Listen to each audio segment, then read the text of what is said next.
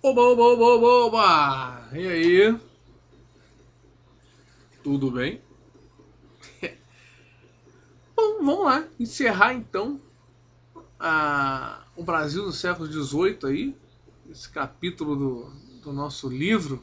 Se eu não me engano, deixa eu ver aqui. Capítulo 9 do livro 2. É isso que fala aí sobre o Brasil no século XIX e sobre, principalmente, essa crise no sistema colonial. E o assunto dessa aula é a conjuração baiana. Né? A conjuração baiana que vem na esteira da Inconfidência Mineira. Certo? Então, lá em Minas a gente teve um grande problema, a crise do ouro, da mineração, uma grande fiscalização da colônia, coisa e tal. E, 10 anos depois, a gente vai chegar na Bahia, né, que está no Nordeste, que estava aí meio que abandonado, né? Depois que descobre ouro, o pessoal esquece o açúcar. Você não esquece, né? Mas o ouro dá mais atenção, dá mais lucro, então vamos lá para o ouro, certo? Então vamos ver como é que isso aí aconteceu. Como é que era a Bahia? A Bahia, como é que era a Bahia nessa época? Quais são as características da Bahia nessa época? Bom, a Bahia tem um grande contingente de descendentes de africanos, né? Bahia, Salvador, Recife e o Rio de Janeiro foram os lugares do Brasil que mais receberam escravos. Tá? Você tem a população negra muito grande nessas cidades, nessas localidades. Claro, tem no país todo, claro que tem. Mas a gente tem essa tradição histórica aí de ter recebido, né? Aqui a gente tem no Rio de Janeiro o Cais do Valongo, né? Tem uma região ali toda de descobertas até recentes de lançadas, de coisas arqueológicas mesmo da época da escravidão, que vale a pena dar uma volta ali para conhecer um pouco dessa nossa história, tá? Mas enfim, na Bahia a gente tem também, e muitos desses descendentes de africanos eram descendentes de africanos escravizados, né? E eles também escravizados. A gente tinha poucos libertos na Bahia, né? Ou seja, no Brasil como um todo, a gente tinha poucos negros libertos, mas tinha, né? Mas poucos. Então a sociedade ela era formada, na sua grande maioria, desses descendentes de africanos escravizados, né? Trazidos à força aí dos seus países. Às vezes a gente fala, eram escravos. Não eram escravos, eram escravizados. Né? Porque parece que escravo é meio que uma profissão, né? Ou uma opção. Então, eles eram escravizados, eram obrigados a trabalharem como escravos. Né? É, e eles viviam nas péssimas condições, você imagina. Se já não era lá grandes coisas, as condições de vida na colônia, você imagina para quem era escravizado. Então, é, você tem esse grande contingente na Bahia. Né? Para piorar a situação, a colônia cobrava altíssimos impostos. Lembra que eu falei lá na aula 18, né, que a colônia servia para complementar a economia metropolitana. Então, a metrópole ia fechar no positivo a sua economia. A sua balança comercial tinha que fechar no positivo. Né? E, muitas vezes, para isso, se oprimia, se sobrecarregava a colônia para isso. Né? Sem nenhum pudor, porque a colônia era para isso. Era para servir a metrópole. Mas isso gerava aí um custo de vida muito grande para a população colonial, né? Com esses impostos abusivos ou excessivos que eram cobrados, com alto custo da alimentação também, tá? Que era caro. Era cara essa alimentação na colônia, tá? E essa situação era muito pior ainda para os negros, né?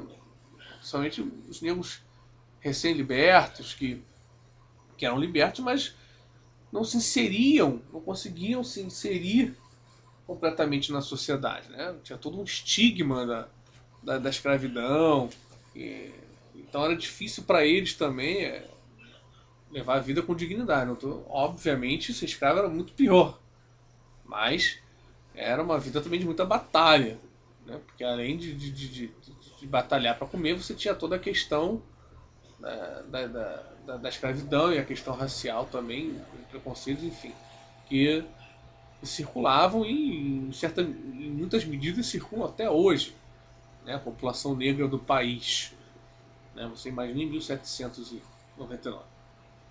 Então essa situação dessas pessoas foram alimentadas foi alimentada por uma influência iluminista, mais uma vez o iluminismo chegando aí. Aí você vai se entender, né, que a gente não estuda nada à toa na história, a gente estuda os assuntos que foram importantíssimos para vários acontecimentos, né, e para a evolução da história. O iluminismo, vocês podem ver, a gente está falando de iluminismo há aulas e aulas e aulas que a gente fala da influência do iluminismo, o iluminismo, isso, o iluminismo aquilo, né? E foram espalhados, né, com essa influência iluminista, né, foram feitos vários panfletos revolucionários que foram espalhados aí por Salvador. Né, panfletos conclamando a população a luta, ou a lutar por melhores condições, ou a não aceitar mais essa condição de vida que eles estavam, tudo mais. Né? Esses panfletos deflagram aí uma vontade de mudar a vida da colônia, né? E, em muitas medidas, pedia a independência do Brasil, né? A separação do Brasil em relação a Portugal. Pediam também a proclamação de uma república, assim como a Inconfidência Mineira. Pediam a libertação dos escravos, o aumento do salário dos soldados. Olha só, então a gente já tem aí, né, os escravos sendo lembrados, os objetivos desse movimento, os soldados também, que eram pobres, né, não tinham muitas condições e eram, né, embora também esse objetivo servia para trazer muitos soldados para o lado da causa, né, mas enfim, há uma preocupação que não havia na Inconfidência Mineira. Né? Então, a Inconfidência Mineira não falou em momento algum sobre os escravos, sobre a libertação de escravos, enfim. Né? Nada disso. Vão pedir a liberdade de comércio, né? Aí também já inserido, se você tem a independência, se você tem essa. Se vocês conseguissem independência, conseguiriam também a liberdade de comércio, porque aí eles iam romper o pacto colonial e poder comercializar quem quisesse. As elites não aceitam as reivindicações, tá? Porque em muitos casos eles achavam que eu perdia espaço e não aceitavam os negros também questionando aquela organização social. Lembrando que muito da elite se enriquece com o trabalho escravo.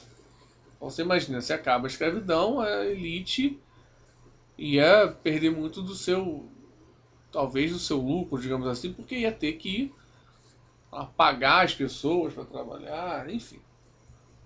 Isso na cabeça da época deles, né? Isso mostra pra gente os participantes. Então esses objetivos demonstram pra gente as camadas que participam desse movimento, que são as camadas mais pobres, principalmente os descendentes de africanos, libertos, pequenos trabalhadores urbanos, uma classe social completamente diferente daquela vista na Inconfidência Mineira, que era elite pura e querendo coisas de elite, uma universidade. Os caras que não estão preocupados com a universidade, preocupados com se libertar de uma dominação, de uma escravidão e de ter melhores condições e tal. Né? Mais para frente, obviamente, pensariam também, né, numa universidade e tal. Né? Nova bandeira. A bandeira que quiser, filho. A gente quer deixar de ser escravo, a gente quer, né, melhores condições. Enfim, só você comparar os objetivos que você vê aí essa discrepância também na classe social que lidera, que participa de cada um dos movimentos. Mais uma vez, os organizadores e as lideranças desses movimentos serão traídos. Só que dessa vez, né, 11 são enforcados. A violência contra essa conjuração é muito maior do que a violência contra a Inconfidência Mineira. Mais uma vez, devido à diferença de classe social participante de cada movimento. Certo? É muito mais fácil, né, entre aspas, né, nesse momento da colônia, nesse momento da história, você pegar 11 negros, enforcar e esquartejar, do que você pegar pessoas da elite da sociedade, enforcar e esquartejar. Então, aqui 11 são enforcados e esquartejados em praça pública. E, assim como Tiradentes, seus pedaços de corpos, né, suas partes, também foram espalhadas aí para servir de exemplo do que acontece quando alguém resolve se voltar contra a metrópole, contra o governo do rei. Né? Mas, ainda que, como a Inconfidência Mineira não tenha atingido seus objetivos, a ideia de libertação, a ideia de dependência já está plantada. Já está plantada. Você vê, a gente está falando de 1799, a Conferência Baiana.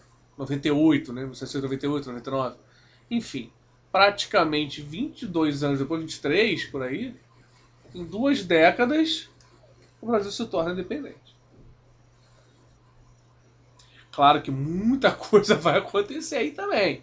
A gente vai ver nas próximas aulas. A família real vem para o Brasil, enfim, uma série de acontecimentos aqui dentro mesmo do país vão contribuir muito para isso, né?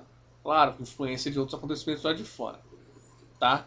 Mas são importantíssimos esses movimentos que eles lançam essa semente que começa a germinar mais para frente, já começa a se falar mais disso, até chegar ao momento da independência propriamente dita. Beleza, minha gente? Então é isso, muito obrigado mais uma vez. Volto a insistir aqui, faça os exercícios, acompanhe a aula, anote as dúvidas que você teve ao longo da aula, tal, para me perguntar na live.